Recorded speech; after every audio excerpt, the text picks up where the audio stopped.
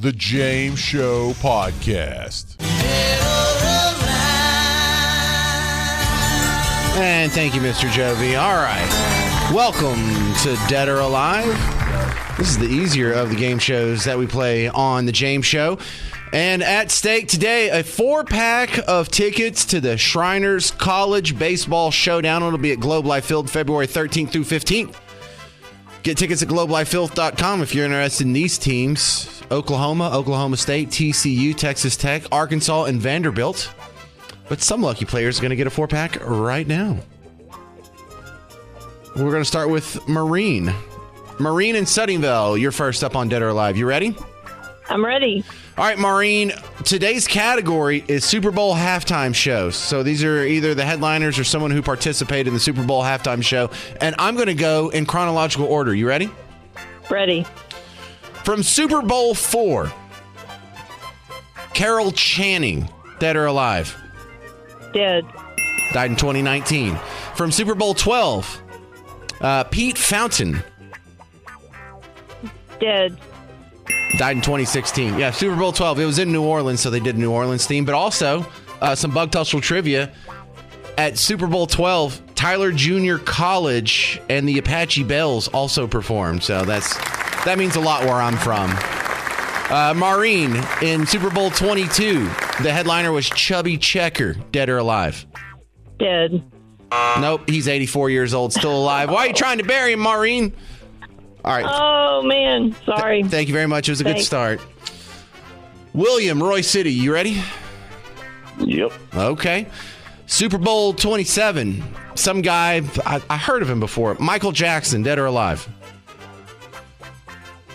The singer? Yeah. Dead. Yeah. There's a little sarcasm in there, William. I'm glad you picked that up. Yeah, he died in 2010. Next one, Super Bowl 29. Teddy Pendergrass, ladies. Is he dead or alive? Alive. No, Teddy Pendergrass is dead, sir. Damn. I know. All right. Thanks, William. We tried. Evan in Frisco, you're next up on Dead or Alive. Hey, Evan. All righty. I'm ready. You ready? All right. Next one. At Super Bowl 29, Tony Bennett came out and did a song with Lady Gaga. Is Tony Bennett dead or alive? Alive. Tony Bennett died, dude. Oh, man. I know. Well, you didn't last very long, but it was fun while you were on the show, Evan. All righty. Thank you, sir. Lance and Brock. Brock's a place? Where's Brock? It's west of Fort Worth. Okay, I'll just Google map it later.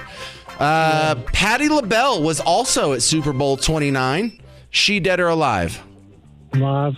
Yes, Patti LaBelle, 81. At Super Bowl 30, the next year, Diana Ross was the headliner. Is she dead or alive? She's still alive. She is, 81. Super Bowl 32, Smokey Robinson was on stage for a little bit. Was he dead or alive? Oh, no.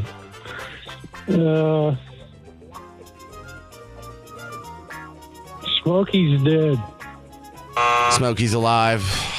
Man, it was a 50-50, Lance. I'm sorry. Thank you, sir. All right, Jeff and Aubrey. There's only one Super Bowl left. We're up to Super Bowl 41. All you got to do is get this one right. You win the 4-pack of tickets. You ready? Yes, sir. In Super Bowl 41, the headliner was Prince. Is Prince dead or alive? He is absolutely dead. Yes, he is. Thank you. There you go. It really is that easy, Jeff.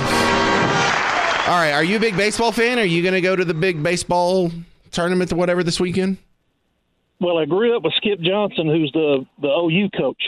I'm not a big OU fan, but I'll be pulling for them because he's been their coach for a while. So. No kidding. Well, that's super cool. We'll take some tickets from us. You get in a 4-pack so you can take 3 friends and go tell them the James Show said hi. And that has been today's episode of Dead or Alive.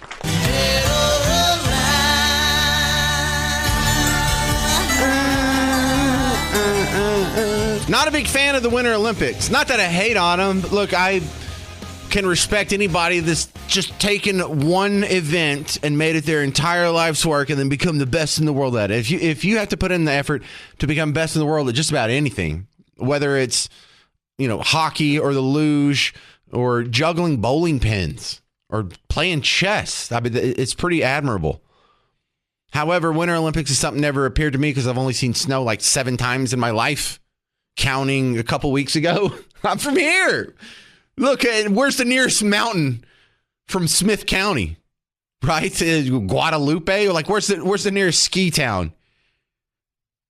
So, Winter Olympics or something. And also, I feel like half the sports in the Winter Olympics are just made up. Again, not to be a jerk, not to demean it like I'm better than the Winter Olympics, but figure skating, that's not a sport. Let's have a dance contest. That's what that is. That's a dance contest. Yes, there's some athleticism involved. There's athleticism involved in dance contests too. When they were doing the dance off in Greece. Remember when he ditched Sandy for that Puerto Rican chick or whatever she was? That was Saturday Night Fever. That's athletic. Anyway, not to get off on too much of a tangent there. Also, these are made up events. Hey, let's go down on this bobsled. What even is a bobsled? Does a bobsled exist outside of the Olympics? Like I can understand dog sleds. People up north needed to get around. I can understand skiing. People up north either recreationally skied or used that for transportation. But never was there a prefixed track and people were going on sleds down it with the skeleton and the luge and the bobsled. What is that? We're just doing slip and slides. The Olympic slip and slide. Plus, and this might offend some delicate sensibilities, I feel like a lot of the Winter Olympics is just white people making up sports because we weren't doing so well in the other Olympics. That's just my theory. That's what we do. White people make up, like we made up pickleball. All right, so I do all that just to set up this pretty ungrateful fella at the Winter Olympics. He's a freestyle skier, which is something that shouldn't exist. Are you skiing? Is this a race? Are you seeing how far you can jump? Oh, you're free. Who can do the best tricks while they're skiing? All right, Hunter Hess, what'd you have to say? It brings up mixed emotions to represent the U.S. right now, I think. It's a little hard. There's obviously a lot going on that I'm not the biggest fan of, and I think a lot of people aren't. If it aligns with my moral values, I feel like I'm representing it. Just because I'm wearing the flag doesn't mean I represent everything that's going on in the U.S. So yeah, I just kind of want to do it for my friends and my family and the people that support me getting here. You know, someone did something very smart that I wish I would have thought up first. Someone put into Grok, that is the artificial intelligence that answers your questions when you're on Twitter/X.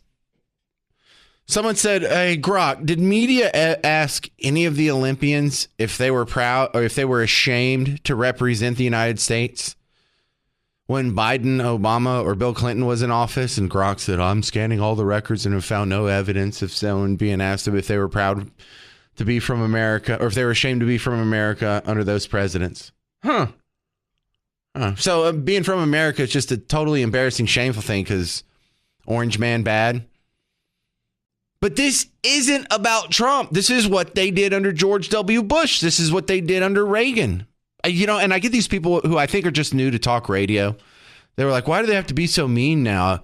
You know, they've just lost their minds with Trump, you know, calling him Hitler and stuff. And I have to remind people, no, they called George W. Bush Hitler too. I have the montages. They called Ronald Reagan Hitler, corporate fascist, literally demon Hitler. I have it. I can play you the Bill Hicks bit.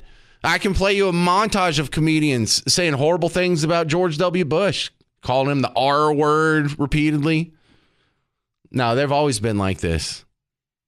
But how miserable does your worldview make you if you're from the greatest country the world has ever put together?